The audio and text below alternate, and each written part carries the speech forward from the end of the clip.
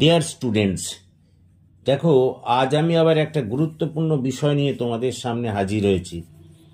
আজ 2024 সালের কলিকাতা বিশ্ববিদ্যালয়ের ফিফথ সেম বা পঞ্চম সেমিস্টারের জেনারেলদের রাষ্ট্রবিজ্ঞানের সেক পেপারের সাজেশন নিয়ে হাজির হয়েছি।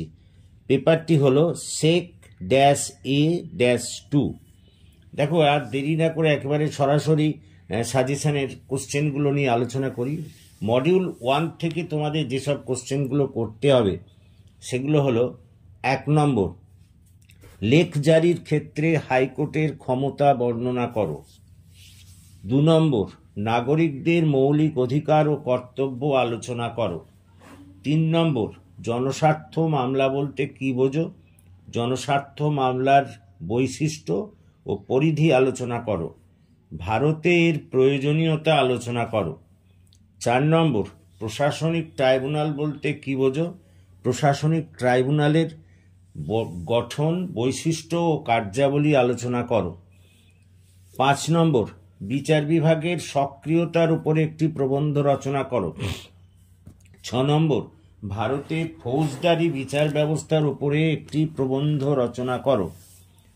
পরেরটা 7 নম্বর, অপ্রাপ্ত বয়স্কদের আদালত বলতে কী বোঝো?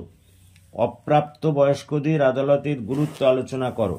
8 নম্বর, হাইকোর্টের গঠন, কার্যাবলী ও পদমর্যাদা আলোচনা করো। 9 নম্বর, সুপ্রিম কোর্টের বিচার বিভাগীয় সমীক্ষার উপরে একটি টিকা লেখো। 10 নম্বর, ভারতের অধস্তন আদালতের কার্যাবলী আলোচনা করো। পরেরটা মডিউল 2, 1 নম্বর প্রশ্ন, লোক আদালত বলতে কী বোঝো? এর উদ্দেশ্য ও গুরুত্ব বর্ণনা করো। 2 নম্বর প্রশ্ন, লোক আদালতের গঠন, কার্যাবলী ও পদমর্যাদা আলোচনা করো। 3 নম্বর প্রশ্ন, পারিবারিক আদালত বলতে কী বোঝো? পারিবারিক আদালতের উদ্দেশ্য ও গুরুত্ব আলোচনা করো। 4 নম্বর, জনপ্রতিনিধিত্ব আইন বলতে কী বোঝো? 1950 সালের জনপ্রতিনিধিত্ব আইন সম্পর্কে বিস্তৃত আলোচনা করো। 5 নম্বর প্রশ্ন, 1951 সালের জনপ্রতিনিধিত্ব আইন সম্পর্কে বিস্তৃত আলোচনা করো। 6 নম্বর প্রশ্ন, দলত্যাগ বিরোধী আইন বলতে কী বোঝো? দলত্যাগ বিরোধী আইনের বিভিন্ন দিকগুলি নিয়ে আলোচনা করো। 7 নম্বর প্রশ্ন, মহিলা আদালত সংক্রান্ত বিষয়ে একটি প্রবন্ধ রচনা করো। 8 নম্বর প্রশ্ন, সমবায় সমিতি বলতে কী বোঝো? সমবায় সমিতির গঠন ও কার্যাবলী আলোচনা করো।